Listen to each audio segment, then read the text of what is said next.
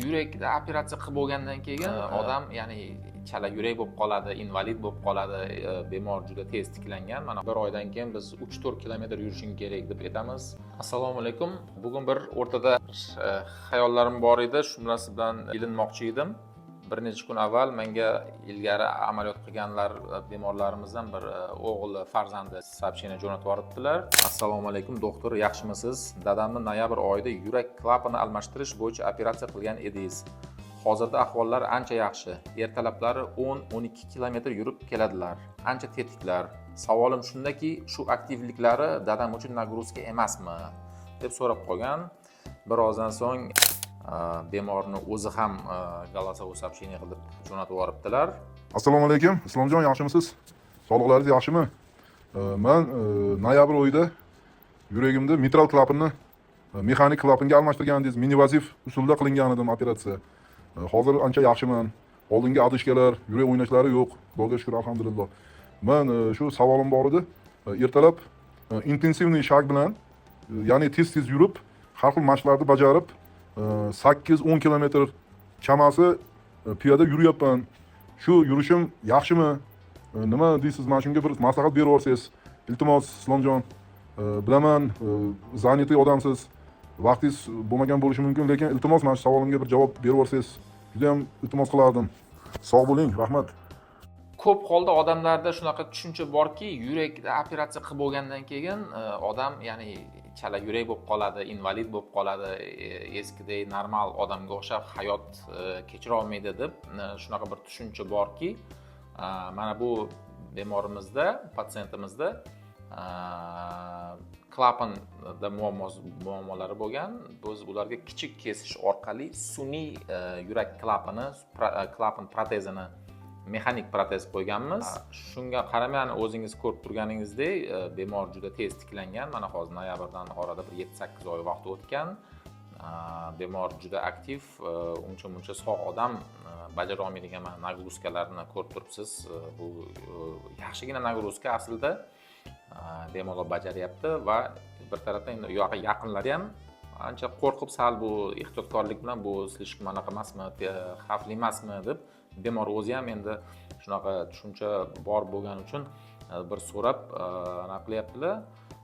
Biz aytishimiz mumkinki, ko'p holda operatsiyadan keyin, masalan, koronar shuntlash amaliyotlari yoki klapan almashtirilgandan keyin bemorlarga уже operatsiyadan mana bir hafta 10 kun uzoq bilan chiqib ketishadi uyga.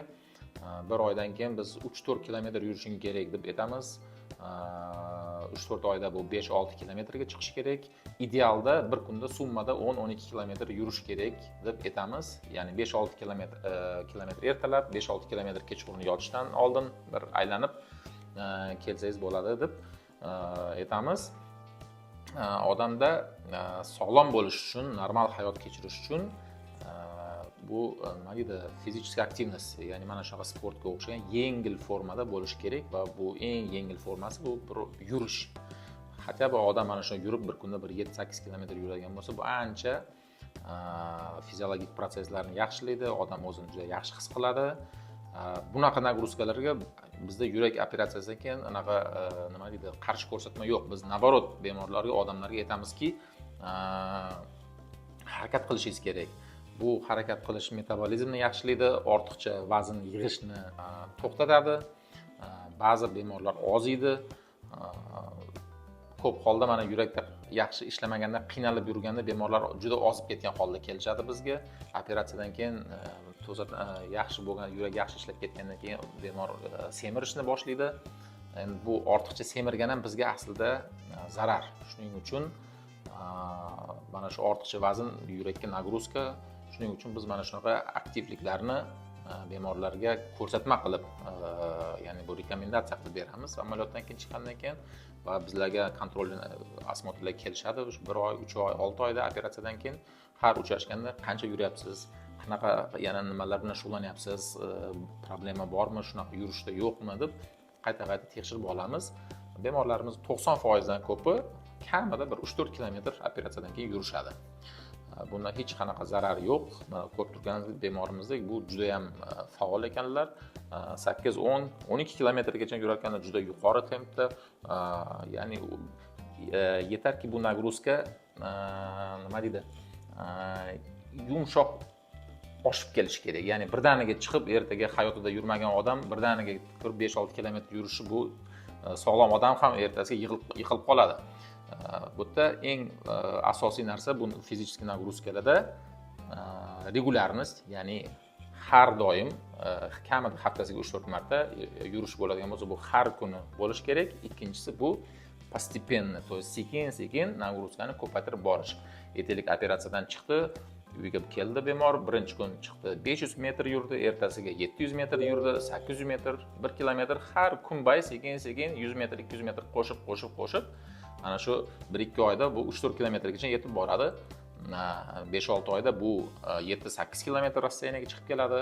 Shuna qilib, masalan, mana bir yaqin bir qarindoshimizdan operatsiya qilganmiz. Aortik koronar shurlash amaliyoti hozirgi kunda taxminan bir kunda 12 kilometr yuradi.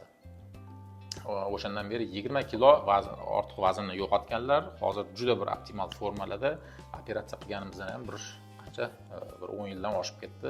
Juda yaxshi yuribdilar. Shuning uchun mana shu bir aytmoqchi bo'lgan narsam shundaki, yurak operatsiyasidan keyin odam invalid bo'lib qolib ketmaydi. Ko'p holda bu nabor tiklanadi, o'rta og'irlik mehnatga yaroqligi tiklanadi va bemorlar ko'rib turibsiz, u ortiq уже bemor emas. Amaliyot bo'lgan patsientlarimiz normal hayotni kechirishga imkoniyati bo'ladi.